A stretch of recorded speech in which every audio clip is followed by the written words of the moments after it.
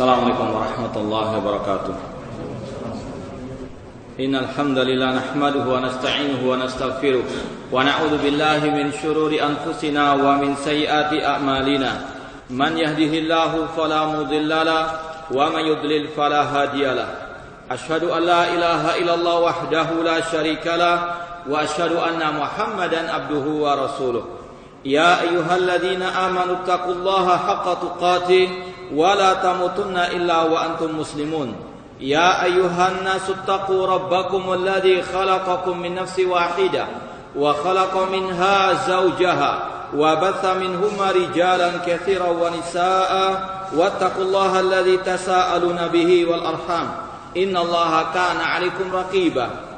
Ya ayyuhalladzina amanu taqullaha wa qulu qawlan sadida yuslih lakum a'malakum wa yaghfir lakum dhunubakum wa man yuti'illaha wa rasulahu faqad faza fawzan 'azima. Amma ba'd, fa inna asaqal hadithi kitabullah wa khairal hadi hadi Muhammadin sallallahu alaihi wasallam wa syarrul umuri muhdatsatuha wa kullu muhdatsatin bid'ah wa kullu bid'atin dhalalah wa kullu dhalalatin finnar. Ikhwani fillah rahimani wa rahimakumullah. Kita teruskan kembali kajian kitab Muamalatul Hukam fi Dhawil Kitab was Sunnah. Bagaimana bermuamalah atau menyikapi pemimpin kaum muslimin menurut dalil Al-Quran maupun Sunnah Rasul sallallahu alaihi wasallam yang ditulis oleh Fadilatul Syekh Dr. Abdul Salam bin Abdul Karim rahimahullahu taala. Kita masih dalam pembahasan tentang Al-Qaidatus Tsaniyah, kaidah yang kedua. Man ghalaba fatawalal hukma wastatabbalahu fahuwa imamun tajib bai'atu wa ta'atuhu. Barang siapa yang berhasil untuk mengkudeta dan telah resmi diangkat sebagai pemimpin kaum muslimin, maka adalah pemimpin yang wajib untuk dibaiat dan ditaati. Dan wa tahrum munaza'atu wa maksiatuhu, diharamkan untuk dilengserkan ataupun dimaksiati. Sudah kita baca ucapan para ulama Ahlussunnah wal Jamaah seperti ucapan Imam Ahmad dan yang lainnya. Sekarang ucapan Al-Imam Asy-Syafi'i rahimahullah taala. Dalam halaman 27, wa rawal Baihaqi fi manaqib Asy-Syafi'i an Harmalata qala. Imam Baihaqi meriwayatkan dalam kitab beliau Manaqib Asy-Syafi'i dari Harmalah, dia berkata, sami'tu Syafi'iyya yaqul, aku mendengar Imam Syafi'i rahimahullah berkata, kullu man ghalaba 'alal khilafati bisayfi hatta yusamma khalifatan wa yujmi'an nasu 'alaihi fa huwa khalifatun. Kata Imam Syafi'i rahimahullah, setiap orang yang telah berhasil untuk menguasai kekhalifahan meskipun dengan pedang, dengan pertumpahan darah, sampai dia dinobatkan sebagai khalifah dan manusia sepakat untuk dia diangkat sebagai khalifah, maka dialah khalifah yang sebenarnya. Ini sudah kita sampaikan pada kajian kemarin bahwasanya ini merupakan ijma' ulama Ahlussunnah wal Jamaah menyatakan bahwasanya pemimpin yang telah diangkat oleh kaum muslimin meskipun secara tidak syar'i, namun sekali lagi kalau sudah diresmikan oleh kaum muslimin, maka itulah pemimpin yang sah. Ya. Sekali lagi, meskipun prosesnya tidak syar'i, mengkudeta pemimpin yang muslim itu tidak syar'i, itu haram. Namun kalau berhasil dia mengkudeta dan kaum muslimin telah menyepakatinya sebagai pemimpin kaum muslimin, maka wajib dibaiat dan ditaati. Sekali lagi, bedakan antara prosesnya dengan hasilnya. Prosesnya tidak syar'i, kita ingkari. Namun kalau sudah menjadi pemimpin kaum muslimin, maka wajib untuk ditaati. Ini seperti yang sudah kita sampaikan. Contoh di negeri kita prosesnya tidak syar'i, tidak islami. Namun kalau sudah resmi diangkat menjadi presiden kaum muslimin negeri negeri kita ini, maka wajib untuk didengar dan ditaati perintahnya dalam hal yang ma'ruf. Tidak boleh dilengserkan lagi, tidak boleh untuk diyakini ketidaksahannya pemimpin tersebut. Wajib diyakini dia pemimpin yang resmi karena kaum muslimin telah sepakat menyatakan dia sebagai presiden kaum muslimin. Dan ini sekali lagi seperti ucapan Imam Ahmad, sekali lagi ucapan Imam Syafi'i ini serupa dengan ucapan Imam Ahmad rahimahullah taala. Wa qad haqal ijma' ala dzalik Al-Hafidz Ibnu Hajar rahimahullah taala fil Fath. Dan ini sekali lagi merupakan ijma ulama seperti yang dinyatakan oleh Al-Imam Al-Hafidz Ibnu Hajar Asqalani rahimahullah taala. Apa ijma tersebut sudah kita sampaikan, yaitu ketika prosesnya tidak syar'i, namun kalau sudah betul-betul menjadi pemimpin kaum muslimin, wajib untuk didengar dan ditaati perintahnya dalam hal yang ma'ruf. Dan ini sesuai dengan sabda Rasul SAW, wa in ta'ammara alaikum abdun habasyun. Kata Imam Ibnu Hajar Asqalani rahimahullah, wa qad ajma al-fuqaha'u ala wujubi ta'ati sultani al-mutaghallib. Para fuqaha telah sepakat untuk mewajibkan mentaati pemimpin yang mutaghallib, yang menang dalam kudeta. Ya. Sekali lagi kita contohkan seperti kekhalifahan Al-Abbasiyah. Pemimpin Abbasiyah yang pertama adalah Abul Abbas As-Saffah. Dikatakan atau digelari dengan As-Saffah. As-Saffah itu yang suka menumpahkan darah. Karena dia berhasil meruntuhkan kekhalifahan Umayyah dengan pertumpahan darah. Ketika dia sudah menjabat sebagai khalifah, para ulama dan kaum muslimin membaiatnya. Tidak ada yang mengatakan tidak sah kekhalifahannya karena lewat kudeta, tidak ada. Kata Imam Hajar Asqalani rahimahullah, ini ijma ulama wal fuqaha tentang wajibnya untuk kita mendengar dan taat kepada pemimpin yang telah diangkat oleh kaum muslimin meskipun proses kepemimpinannya tidak syar'i. Sekali lagi, maka sungguh batil ucapan sebagian orang-orang yang jahil yang mereka mengatakan pemimpin kita, presiden kita sekarang ini tidak sah untuk ditaati, untuk didengar karena prosesnya tidak syar'i. Kita katakan ini ucapan yang menyelisih ijma para ulama, para fuqaha. Maka ucapan tersebut harus dijauhkan dari kaum muslimin. Kemudian Imam Hajar Asqalani rahimahullah mengatakan lagi, wal jihadi ma'ahu. Demikian pula ijma ulama menyatakan wajib berjihad bersama pemimpin kaum muslimin tersebut meskipun dia proses dalam meraih kepemimpinan tidak syar'i. Namun kalau sudah sah diangkat oleh kaum muslimin, wajib untuk melaksanakan sebagian ibadah bersama mereka. Di antaranya masalah berjihad. Insyaallah pada bab-bab yang akan kita sampaikan, kita lalui, ada bab khusus tentang sikap Ahlussunnah wal Jamaah terhadap pemimpin kaum muslimin. Di antaranya adalah melaksanakan sebagian ibadah bersama mereka. Di antaranya salat Idul Adha, Idul Fitri itu bersama pemimpin kaum muslimin. Melaksanakan Ramadan itu bersama pemimpin kaum muslimin, bukan bersama ormas, bukan bersama partai atau yayasan atau yang setara dengan mereka. Namun kewajiban kaum muslimin untuk melaksanakan ibadah-ibadah syiar-syiar Islam yang terbesar tersebut bersama pemimpin kaum muslimin. Ya, ini sekali lagi ijma ulama Ahlussunnah wal Jamaah. Di antaranya masalah berjihad, khususnya jihad at-talab, jihad menyerang negara-negara kafir, itu harus ada komando dari pemimpin kaum muslimin, bukan pemimpin bawah tanah atau pemimpin kelompok-kelompok pengajian, namun pemimpin kaum muslimin. Entah itu khalifah, entah itu raja, entah itu presiden kaum muslimin. Meskipun bukan khalifah ISIS, namun khalifah yang betul diangkat oleh kaum muslimin, bukan oleh kelompok-kelompok dari kaum muslimin. Wa anna ta'atahu khairun minal khuruj alaihi. Mentaati pemimpin tersebut itu lebih baik daripada melengsarkannya. Lima fi dzalik min haqqid dima.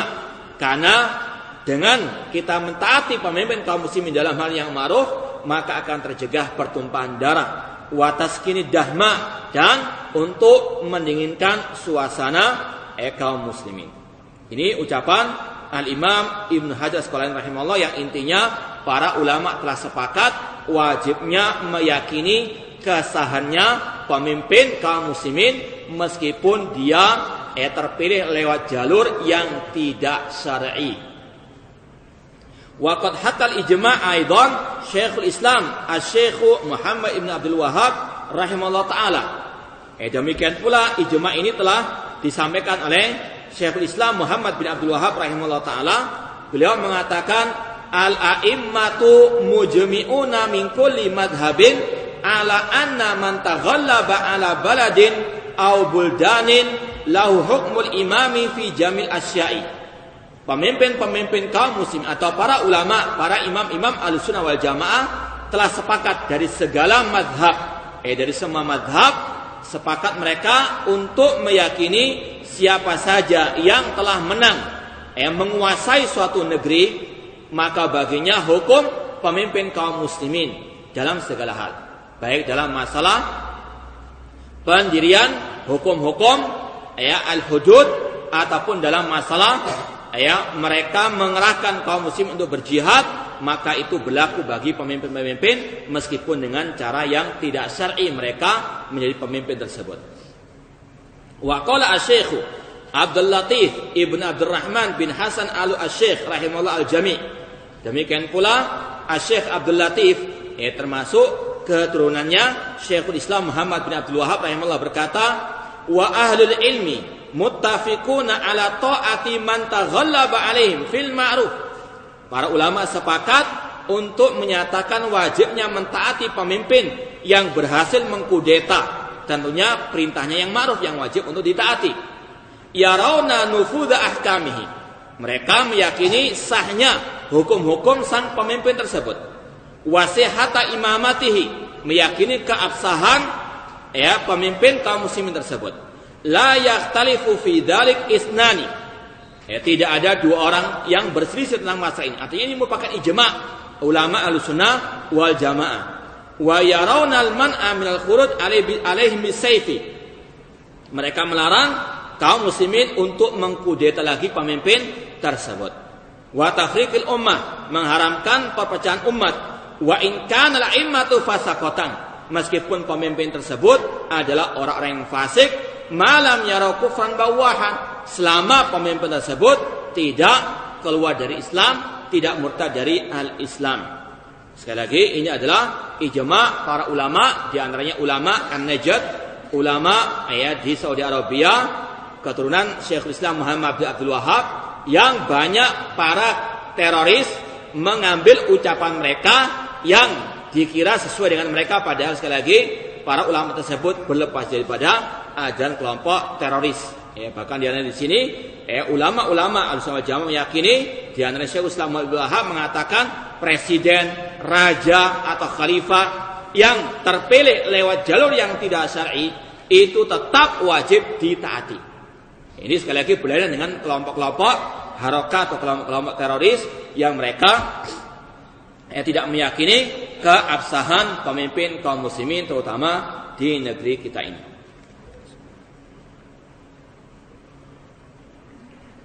Kemudian kita, atau kata terakhir di sini, wa nususuhum fi dzalik maujudatun anil a'immatil arba'ati wa ghairihim. Ucapan-ucapan mereka ini juga berasal dari 4 imam Ahlussunnah wal Jamaah dan selain mereka, wa amsalihim wa nudharaihim, dan yang semisal dengan mereka. Sekali lagi, ini adalah ijma' yang telah dikatakan oleh Imam Ibn Hajar Asqalani dan juga oleh Syekhul Islam Muhammad bin Abdul Wahhab dan ulama-ulama yang lain, bahwasanya sekali lagi contoh yang konkret di negeri kita ini, presiden kita meskipun terpilihnya lewat jalur yang tidak sesuai dengan syariat Islam, namun ketika sudah resmi wajib untuk diyakini kepemimpinannya, wajib untuk didengar dan ditaati perintahnya dalam hal yang ma'ruf, tidak boleh dikudeta ataupun dilengsarkan dari kepemimpinannya selama masih muslim. Al-qaidatu tsalitsah, kaidah yang ketiga, idza lam yastajmi' al-mutaghallibu syurutal imamati wa tamma lahu at-tamkinu wastatabba lahu al-amru wajabat ta'atuhu wa harumat maksiatuh. Ini masih hampir sama dengan kaidah yang kedua. Judulnya adalah apabila seorang pemimpin tersebut tidak memenuhi syarat kepemimpinan, namun dia sudah berkuasa dan telah selesai permasalahan kepemimpinan tersebut, maka wajib ditaati dan diharamkan memaksiatinya. Ini hampir sama dengan yang pertama tadi. Apabila pemimpin tersebut telah berkuasa meskipun lewat jalur yang tidak syar'i. Itu yang bab yang kedua. Yang ketiga ini babnya kalau orang itu tidak memenuhi syarat sebagai pemimpin. Contoh misalnya pemimpin itu perempuan, tidak sah memimpin kaum laki-laki. Namun kalau sudah berkuasa, ya sudah sami'na wa ta'ana dalam hal yang ma'ruf. Ini kalau sudah apa? Sudah berkuasa meskipun tidak memenuhi syarat sebagai pemimpin. Karena pemimpin dalam Islam harus dari kaum laki-laki. Ar-rijalu qawwamuna 'ala an-nisa. Laki-laki pemimpin bagi kaum wanita. Rasul mengatakan lan yufliha qaumun wala amram imrah. Tidak akan sukses sekelompok manusia yang dipimpin oleh perempuan. Secara asal pemimpin itu harus laki-laki. Namun bagaimana kalau sudah perempuan menjadi pemimpin? Ya sudah, wajib mendengar dan taat kepadanya dalam hal yang ma'ruf. Ini seperti juga di negeri kita ini. Kemudian bedanya kaidah yang kedua dengan yang ketiga, ini kita mau bedakan. Yang kedua tadi, mungkin secara pribadinya itu sudah memenuhi syarat sebagai pemimpin. Dia dari bangsa Quraisy, dia pemimpin yang punya kriteria sebagai pemimpin. Sudah pas, cuma caranya tidak syar'i. Itu yang bab yang kedua. Dia sebetulnya sudah pribadinya cocok sebagai pemimpin. Cuma caranya tidak sesuai dengan syar'i. Ini sama, kalau sudah berkuasa wajib diyakini keabsahan kepemimpinannya dan wajib didengar dan taati. Yang ketiga ini poinnya, orang ini berkuasa namun tidak layak sama sekali sebetulnya secara kepribadian. Maka tetap selama dia sudah berkuasa, sudah resmi diangkat, wajib kita meyakini akan kepemimpinannya dan wajib mendengar dan taat kepada perintahnya yang ma'ruf. Qala Al-Ghazali, berkata Imam Ghazali, "Lau ta'adzara wujudul wara'i wal ilmi fi man yatasadda lil imamah bi an yaghrib 'alaiha jahilun bil ahkam aw fasiqun wa kana fi sarfi anha itharatu fitnatin la tutaq hakamna biinqadi imamatihi." Kata Imam Al-Ghazali rahimahullah taala, seandainya tidak didapati dalam pemimpin tersebut sikap wara' atau tidak didapati ilmu dalam dirinya, bi an yaghlib ala jahilun bil ahkam, orang itu jahil terhadap hukum-hukum Islam atau bahkan fasik, berbuat kemaksiatan. Namun ketika kita mau melengsarkannya, itu nanti akan menimbulkan madarat yang lebih besar, maka kami katakan wajib untuk meyakini akan kepemimpinannya.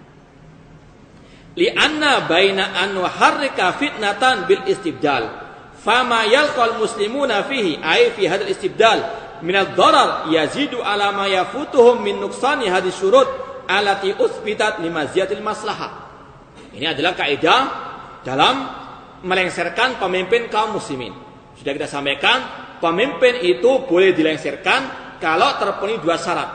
Yang pertama, pemimpin tersebut kafir atau dia murtad dari Islam. Ini syarat pertama. Sebagaimana Rasul mengatakan, illa antara kufran bawahan innakum minallahi fihi burhan. Tidak boleh melengsarkan pemimpin kecuali kalau kalian melihat kekafiran yang nyata dalam pemimpin tersebut dan kalian memiliki bukti yang nyata di sisi Allah Subhanahu wa taala. Yang kedua, syaratnya adalah kekuatan kaum muslimin. Apakah kaum muslim punya kekuatan untuk melengsarkannya ataukah tidak?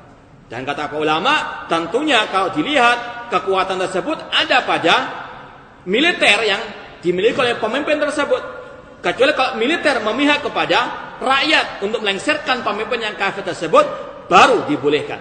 Dan tentunya juga dipertimbangkan kerusakan dan kebaikan. Apakah dengan melengsarkan tersebut kerusakannya lebih besar ataupun kebaikannya lebih besar? Kalau kebaikannya lebih banyak, maka wajib untuk dilengsarkan. Kalau tidak, maka wajib bagi kaum muslim untuk bersabar. Dan kedua-dua hal ini dikembalikan kepada fas'alu ala dzikri in kuntum la ta'lamun. Artinya, masalah besar-besar seperti ini wajib kita kembalikan kepada para al-ulama. Bukan kita yang menfatwakan tentang bolehnya mengkudeta atau tidak pada suatu saat nanti. Karena Allah mengatakan, wa idza ja'ahum amrun minal amni awil khaufi ada'u bi wa la radduhu ila rasuli wa ila ulil amri minhum la alimahu la yastanbitunahu minhum. Apabila datang kepada orang munafikin perkara-perkara yang berkaitan dengan ketakutan dan keamanan, mereka langsung menyebarkannya, langsung berfatwa. Namun apabila mereka mengembalikannya kepada Allah dan kepada Rasul dan pemimpin kaum muslimin dan para ulama, kata Imam Al-Qurtubi, ulil amri di situ para ulama, maka mereka akan mengetahui hukum daripada istimbat para ulama tersebut. Ini sekali lagi masalah ini masalah yang besar, harus dikembalikan pada para ulama. Fala yuhdam aslul maslahati syaghafan bimazayaha kala yabni qasran wa yahdimu misran. Maka tidak boleh dihilangkan kemaslahatan untuk mendapatkan sebagian daripada atau dipertimbangkan kemaslahatan dan kerusakan. Kalau kemaslahatannya sedikit, maka ditinggalkan masalah melengsarkan pemimpin tersebut. Seperti kata beliau, seperti seseorang yang ingin membangun istana, namun ingin menghancurkan seluruh kota. Tentunya ini orang-orang yang gila, ya. Kalau mau membangun, tentunya diperhatikan maslahat dengan madaratnya. Wa baina anahkum bi khulwil bilad anil imam wa bi fasadil aqdiyati wa dzalika muhalun. Demikian pula diperhatikan masalah bagaimana kalau tidak ada pemimpin yang memimpin manusia, itu akan lebih rusak daripada adanya pemimpin yang dolim tersebut. Bahkan kata para ulama, adanya pemimpin yang dolim lebih baik daripada tidak adanya pemimpin tersebut. 60 tahun dengan adanya pemimpin yang dolim lebih baik daripada sehari tidak adanya pemimpin yang memimpin kaum muslimin. Kalau tidak ada satu hari saja, maka akan hancur negara tersebut. Maka kata para ulama, 60 tahun situna sana ma'al imami dolim khairun min yaumin bila imam. Kata para ulama, 60 tahun dengan pemimpin yang dolim lebih baik daripada satu hari tanpa adanya pemimpin. Maka diharamkan melengsarkan pemimpin yang dolim tersebut karena kerusakannya lebih baik daripada kebaikannya. Wa nahnu naqdi binufudhi qadi al-baghi fi biladihim lima sisi hajatihim. Kita memutuskan sahnya keputusan pemimpin kaum muslimin yang dolim di negeri mereka karena ini adalah kebutuhan kaum muslimin. Meskipun mereka dolim, kebaikan mereka masih banyak. Seperti yang sudah kita contohkan. Dulu presiden kita Pak Soeharto dituduh sebagai pemimpin yang dolim. Bahkan sebagian mereka ada yang mengkafirkan, naudzubillah min dzalik. Namun kebaikan adanya pemimpin tersebut sangat banyak dibandingkan kerusakan dari perbuatannya yang dolim tersebut. Kalau mungkin dikatakan anak-anaknya berbuat korupsi dan sebagainya, namun betul-betul dia sebagai bapak pembangunan. Sampai detik ini kita merasakan bagaimana pembangunan di saat itu. Ini bagi mereka yang masih ada fitrah yang salimah dalam hatinya ketika melihat perbandingan antara dilengserkannya beliau dengan tidaknya. Fa kaifa la naqdi bi sihatil imama inil haja wa darurah. Bagaimana kita tidak memutuskan kesahannya pemimpin tersebut apalagi di saat darurat dan di saat kebutuhan kaum muslimin terhadap pemimpin. Wa qad naqala Syatibi fil I'tisam kalam lil Ghazali nahwa hada lamma masala lil masalih al mursalah. Imam Asy-Syatibi rahimahullah dalam kitab beliau Al-I'tisam menukil ucapan Imam Ghazali tadi ketika menjelaskan tentang istilah al-masalih al mursalah. Ini penjelasan masalah usul fikih yang mana beliau mengatakan amma idza in aqadat al imama bil bai'ah au tawliyatil ahdi li munafiqin an rutbatil ijtihad wa qamat lahu syaukatu wa ad'anat lahu ar-riqab bi an khala zaman an quraisyin mujtahidin mustajmi'in jami' syurut wajib al istimrar ala al imama al maquda in qamat lahu syaukatu.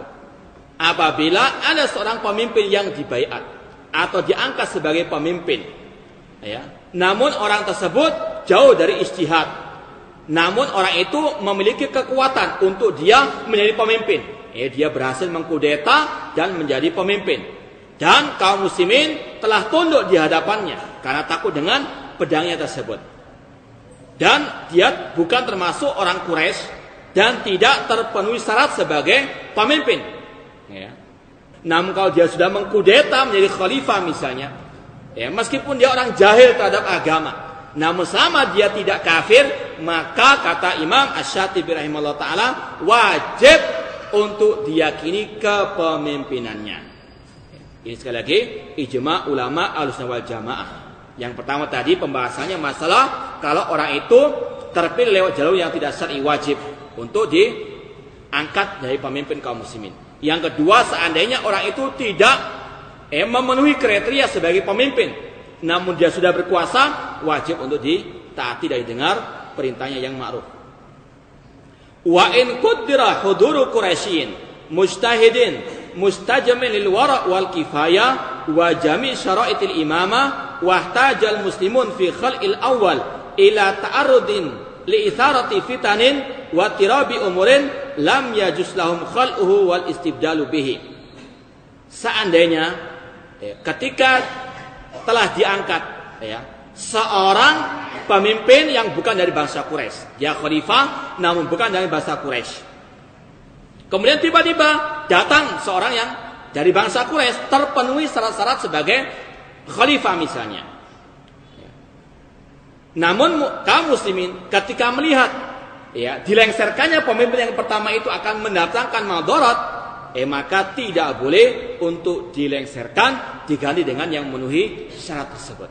Sekali lagi, seandainya sudah ada pemimpin, dia dipilih lewat jalur yang tidak syar'i, atau dia tidak memenuhi sebagai kriteria, tidak memenuhi kriteria sebagai khalifah atau pemimpin kaum muslimin yang sah, maka tidak boleh dilengserkan meskipun ada ganti yang lebih baik. Ini adalah ijma' para ulama Ahlussunnah wal Jamaah. Bal tajibu alaihim at-ta'atu lahu. Bahkan wajib mentaati pemimpin yang pertama tadi, meskipun lewat jalur yang tidak syar'i, meskipun tidak terpenuhi kriteria sebagai pemimpin yang diharapkan. Wal hukmu binufudhi wilayati wa sihhati imamatihi. Dan wajib diyakini keabsahan kepemimpinannya dan keputusannya.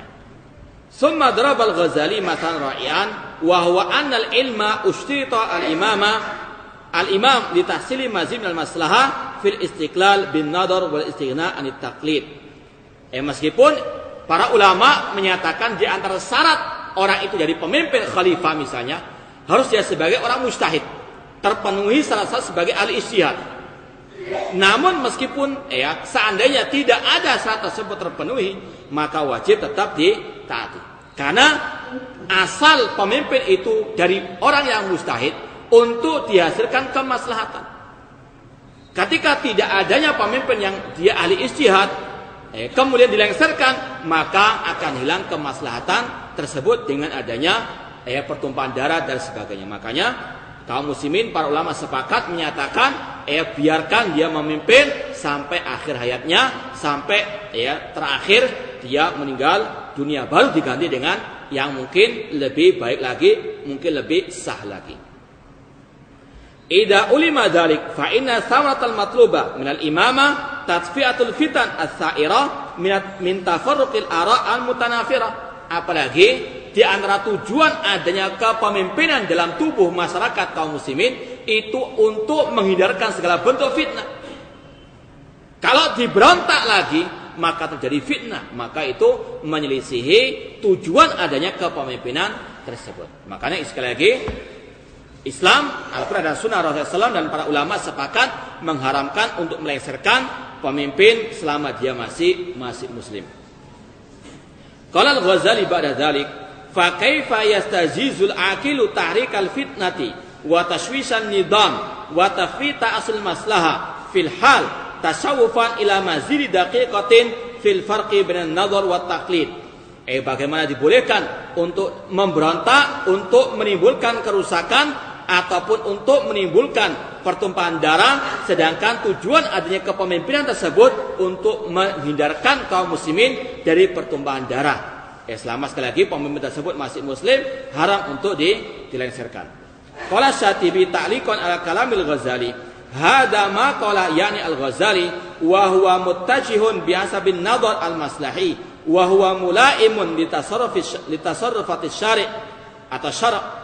Imam Ghazali ketika berkata seperti itu semuanya dalam rangka memperhatikan hikmah di balik disyariatkannya ajaran Islam.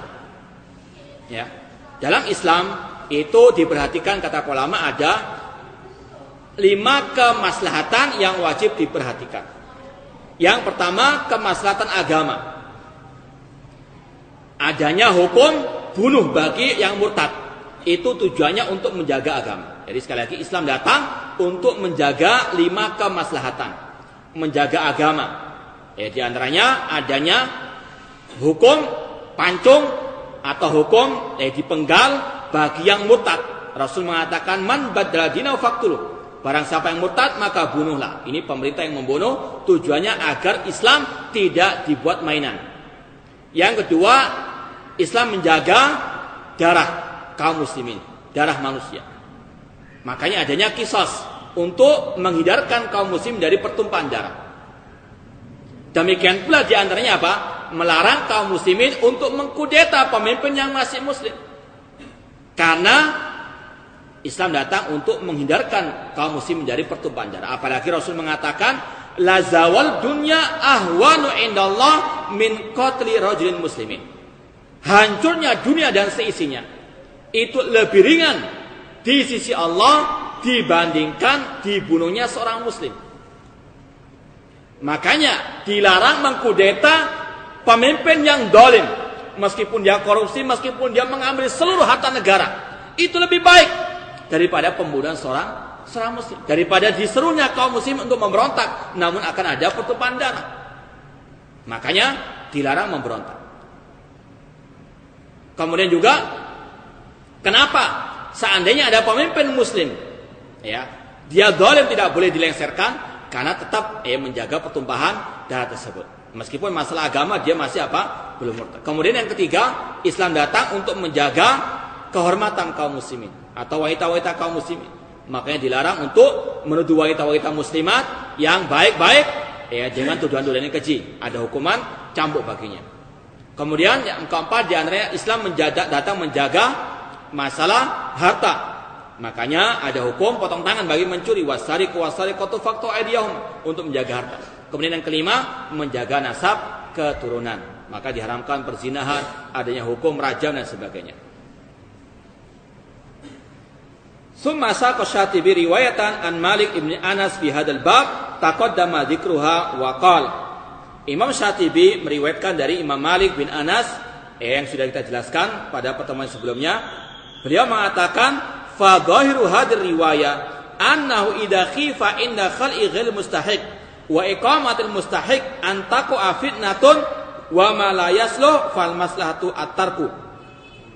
Riwayat-riwayat yang telah disebutkan dari para ulama-ulama tersebut menjelaskan kesimpulannya, apabila dikhawatirkan akan banyaknya menimbulkan kerusakan ketika melengsarkan pemimpin yang tidak berhak memimpin, maka wajib untuk meninggalkan memberontak pemimpin tersebut. Sekali lagi, pertimbangan maslahat dengan mafsadah, dan itu termasuk salah satu yang diajarkan oleh Rasulullah SAW. Seperti yang sudah kita contohkan, Rasulullah SAW tidak membunuh orang-orang munafikin, padahal mereka adalah sebetulnya orang yang berhak untuk dibunuh. Namun pertimbangan maslahat dengan mafsadah.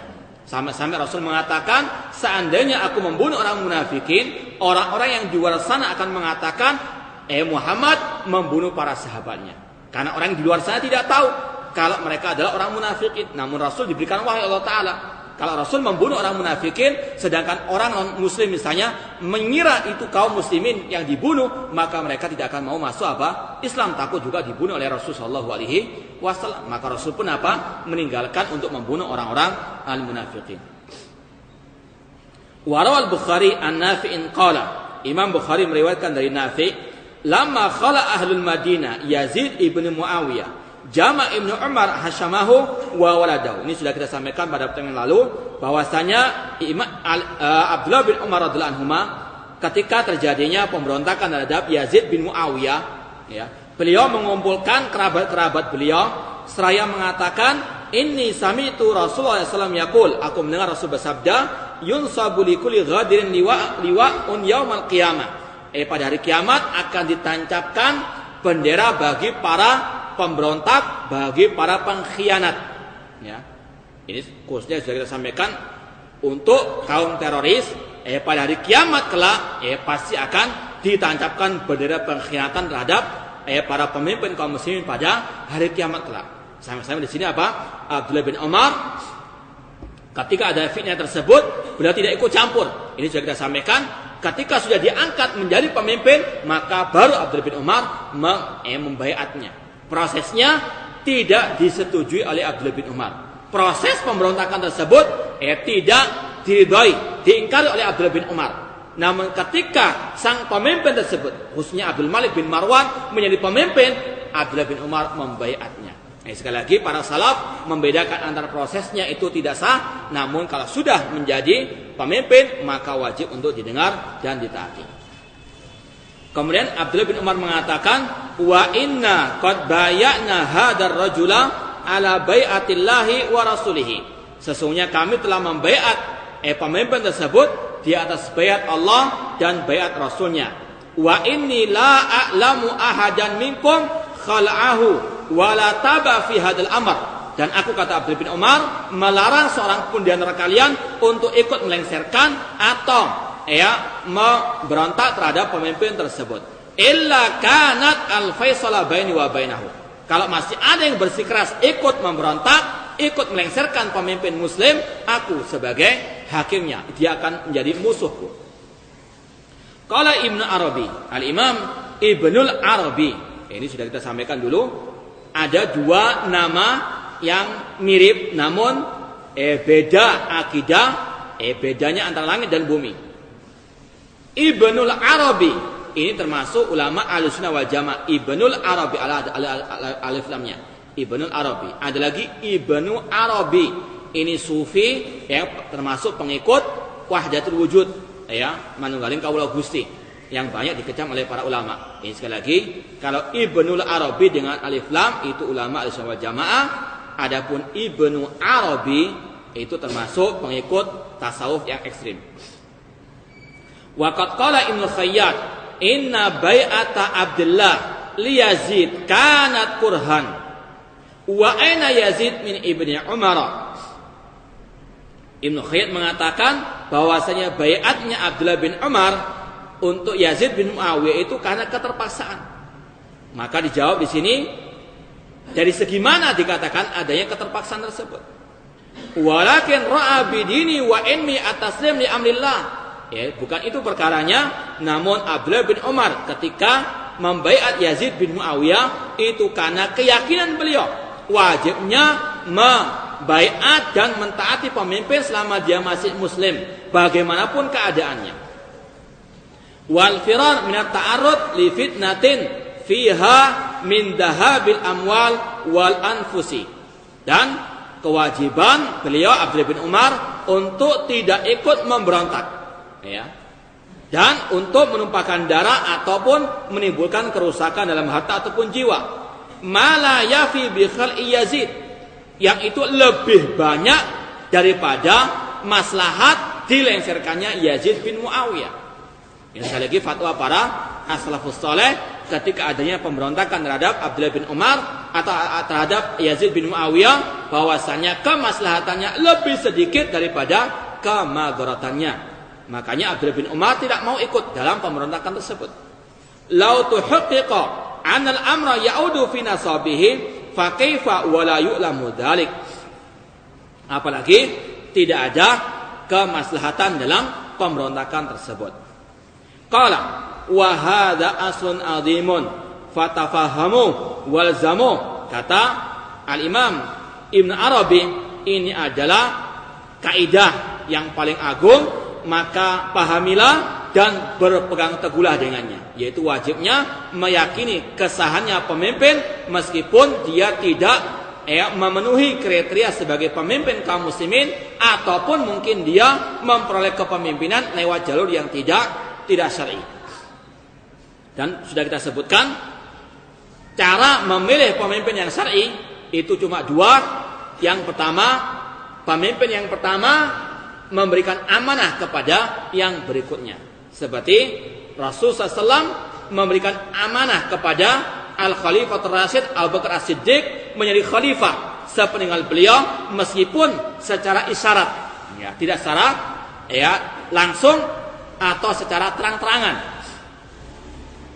Kata para ulama, memang ulama berselisih berpendapat apakah kekhalifahan Abu Bakar As-Siddiq dengan nas dari Rasulullah SAW atau lewat musyawarahnya para sahabat.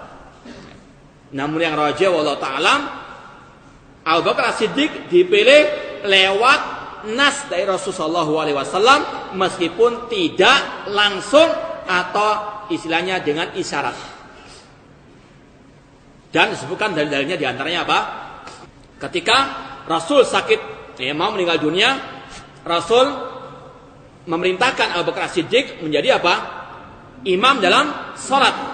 Yang mana Ali bin Abi Thalib sempat mengatakan, kita ridho dengan Abu Bakar As-Siddiq sebagai imam kita dalam urusan agama, maka terlebih dari itu kita ridho juga dengan kepemimpinan Abu Bakar As-Siddiq sebagai khalifah mengurusi urusan dunia kita. Ini merupakan bantahan bagi kaum Syiah Rafidhah qatalahumullah bahwasanya Ali bin Abi Thalib sendiri telah mengakui kekhalifahan Abu Bakar As-Siddiq karena beliau sebagai orang yang paling berhak menjadi khalifah sepeninggal Rasulullah SAW. Intinya ucapan ulama yang rajih tentang kekhalifahan Abu Bakar As-Siddiq bahwasanya beliau dipilih lewat nas istikhlaf. Rasul langsung memilih Abu Bakar As-Siddiq meskipun dengan isyarat. Kalau mau disebutkan dalil-dalilnya banyak. Di antaranya ada seorang perempuan datang kepada Rasulullah SAW mengatakan, ya Rasulullah, kemana aku harus pergi ketika aku datang kepadamu engkau sudah tiada? Maka beliau Rasul mengatakan, iti Abu Bakar, datangilah Abu Bakar As-Siddiq. Itu isyarat terhadap ulama bahwasanya beliau sebagai khalifah sepeninggal Rasulullah SAW. Demikian pula ketika Rasul mau berwasiat, beliau memanggil Abdurrahman bin Abu Bakar As-Siddiq radhiyallahu taala anhuma, putranya Abu Bakar As-Siddiq. Beliau ingin menulis wasiat, namun tidak jadi menulis wasiat. Namun Rasul mengatakan, aballahu wal muslimun illa Abu Bakrin, bahwasanya Allah enggan, demikian pula kaum muslimin kecuali Abu Bakar As-Siddiq. Artinya kaum muslimin akan sepakat Abu Bakar menjadi khalifah sepeninggal beliau. Itu kata ulama merupakan dalil bahwasanya Rasul sudah mengangkat Abu Bakar As-Siddiq sebagai al-khalifah meskipun tidak secara terang-terangan alias dengan isyarat-isyarat tersebut. Ini cara memilih pemimpin yang syar'i, yang islami. Pemimpin yang pertama langsung menunjuk pemimpin yang berikutnya. Dan itu pula yang dipraktikkan oleh Abu Bakar As-Siddiq ketika mengangkat Umar bin Khattab sebagai khalifah, langsung bil istikhlaf, memilih langsung Umar bin Khattab.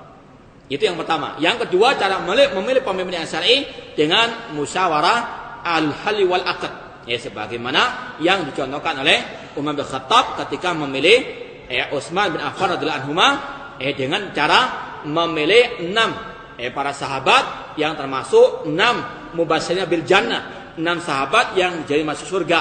Di antaranya Ali bin Abi Thalib, Utsman bin Affan, Abdurrahman bin Auf dan seterusnya. Kemudian terpilihlah dalam satu malam saja seorang pemimpin kaum muslimin pada waktu itu, yaitu Al-Khalifatul Rasyid Dzun Nurain Utsman bin Affan radhiyallahu taala anhu wa anhum jami'an.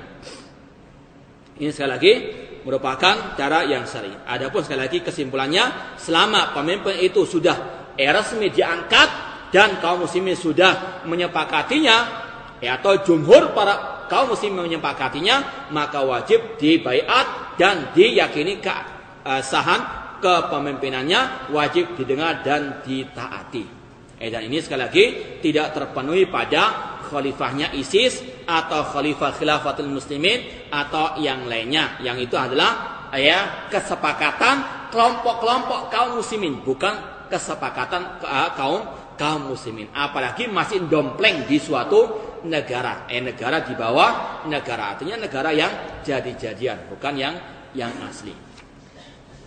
Jadi kita cukupkan sekian. Aqul qouli hadza wa akhu da'wana alhamdulillahirabbil alamin. Wassalamualaikum warahmatullahi wabarakatuh.